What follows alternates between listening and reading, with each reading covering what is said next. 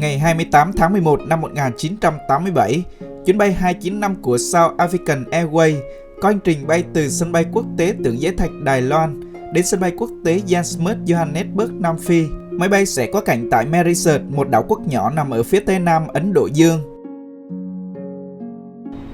Cơ trưởng của chuyến bay là ông Dagui, 49 tuổi. Ông có kinh nghiệm 13.843 giờ bay. Cơ phó thứ nhất là ông David Atwell, 36 tuổi, với kinh nghiệm 7.362 giờ bay. Cơ phó thứ hai là ông Jeffrey Burkle, 37 tuổi, với kinh nghiệm 8.749 giờ bay. Ngoài ra còn có hai kỹ sư Belgada và Alan Daniel. Chiếc máy bay này là một chiếc Boeing 747-244BM Combi, một chiếc máy bay kết hợp chở khách và chở hàng. 2/3 phía trước dành cho hành khách và 1/3 phía sau dành để chở hàng. Chuyến bay gồm có 140 hành khách và 19 thành viên phi hành đoàn. Ngoài ra, máy bay còn chở thêm 47 tấn hàng, bao gồm 6 pallet ở phía sau khoang chính. Chiếc máy bay này được đặt tên là Helderberg. Nó được thực hiện chuyến bay đầu tiên vào ngày 12 tháng 11 năm 1980 và được giao cho hãng hàng không Nam Phi vào ngày 24 tháng 11 năm 1980. Vào lúc 2 giờ 23 phút chiều, máy bay được phép cất cánh rời Đài Loan.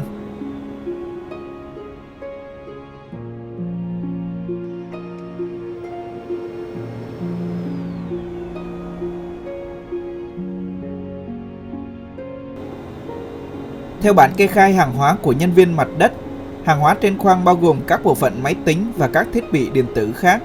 Ngoài ra còn có giấy, hàng dệt, thuốc và thiết bị thể thao.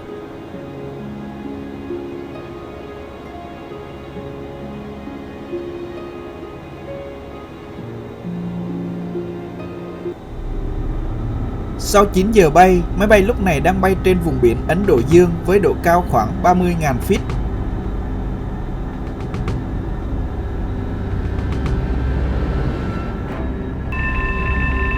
Bỗng nhiên, chuông báo cháy vang lên trong buồng lái. Phi hành đoàn và các hành khách phát hiện ra khói ở trong khoang hành khách.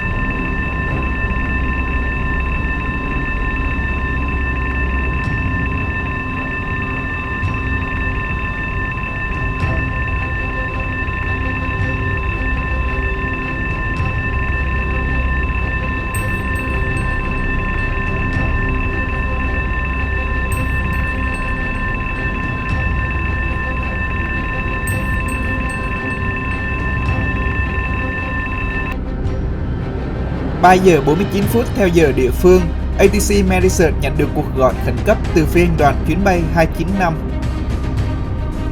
Chào buổi sáng, chúng tôi phát hiện khói ở trên máy bay. Có cái gì đó đang cháy, chúng tôi có thể hạ xuống độ cao 14.000 feet hay không? ATC sau đó trả lời, OK, các bạn phải hạ xuống độ cao 14.000 feet ngay. Phi hành đoàn sau đó nói, chúng tôi sẽ đánh giá cao nếu các bạn đưa ra một cảnh báo. ATC hỏi lại phi hành đoàn rằng đây có phải là một yêu cầu khẩn cấp đầy đủ không?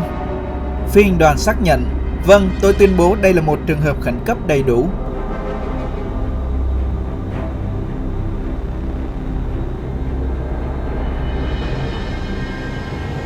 "35 giây sau đó, ATC liên lạc lại với phi hành đoàn 295, làm ơn cung cấp cho chúng tôi vị trí của các bạn và khoảng cách DME. Phi hành đoàn sau đó trả lời rằng chúng tôi chưa xác định được khoảng cách DME, có vẻ máy bay đang ở rất xa sân bay.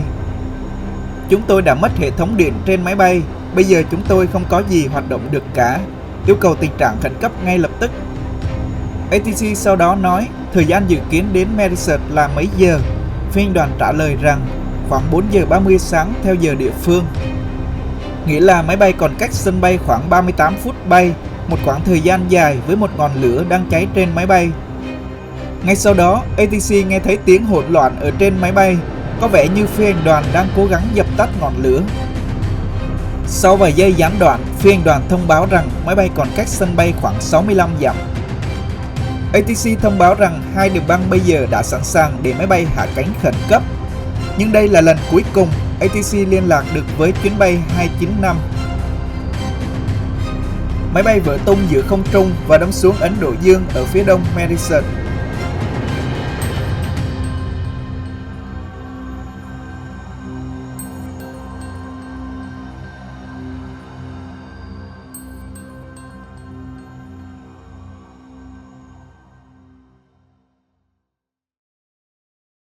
Khi tin tức về chiếc 747 mất tích trên đường đến Nam Phi, các quan chức đã cố gắng tiến hành một chiến dịch tìm kiếm và cứu hộ. Máy bay và thuyền từ Mauritius, Nam Phi và Hoa Kỳ bắt đầu lùng sục trên biển vào lúc rạng sáng đầu tiên, tìm kiếm những mảnh vỡ trôi nổi hoặc những người có thể sống sót, nhưng không tìm thấy bất cứ dấu vết nào. Hóa ra, phi hành đoàn đã cung cấp sai vị trí của máy bay. Con số 65 dặm được cung cấp bởi các phi hành đoàn là một phép đo đến điểm tham chiếu tiếp theo, không phải đến sân bay, và chuyến bay 295 đã rơi ở vị trí xa hơn khoảng cách đã được báo cáo trước đó. Vào chiều ngày 28 tháng 11, một máy bay tình nguyện tìm kiếm đã phát hiện một vết dầu loang và trôi nổi nhẹ. Các con tàu đến hiện trường 9 giờ sau đó, nhưng chỉ tìm thấy những mảnh hành lý nằm rải rác, một máng trượt bơm hơi và một vài thi thể bị lật.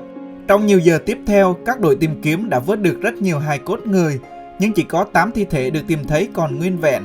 Rõ ràng là không ai trong số 159 người trên máy bay có thể sống sót. Một số mảnh vỡ được tìm thấy trôi nổi ở Ấn Độ Dương đã bị cháy. Một chiếc đồng hồ trong hành lý của một hành khách đã dừng lúc 4 giờ 07 sáng theo giờ địa phương, tiết lộ thời gian xảy ra vụ tai nạn chỉ 3 phút sau lần truyền cuối cùng của Heidelberg. Khám nghiệm tử thi 8 nạn nhân còn nguyên vẹn cho thấy tất cả đều hít phải khói trước khi chết và ít nhất 2 người chết do ngộ độc khí carbon monoxide, chứ không phải do lực tác động. Kết hợp với vị trí ngồi được chỉ định của những hành khách này, có thể suy ra rằng khói độc đã hiện diện ở hầu hết các khoang hành khách trước khi vụ tai nạn xảy ra. Một bình chữa cháy đã được tìm thấy nhưng nó chưa được sử dụng. Manh mối đầu tiên của các nhà điều tra chỉ là dữ liệu liên lạc giữa máy bay và sân bay Jan Smuts, Nam Phi, bao gồm các báo cáo cập nhật định kỳ của máy bay. Điều quan trọng bây giờ là phải tìm thấy máy ghi âm buồng lái và máy ghi dữ liệu chuyến bay. Hàng triệu đô la được chi ra để tìm kiếm 2 hộp đen và mảnh vỡ của máy bay. Nhưng thật không may, thời lượng pin của 2 hộp đen chỉ có 30 ngày để bắt được đèn hiệu định vị. Mãi đến tháng 1 năm 1988, các lần quét bằng sóng siêu âm cho thấy sự hiện diện của 2 trường mảnh vụn khác biệt nằm dưới đáy đại dương, cách Mauritius khoảng 225 km về phía đông bắc.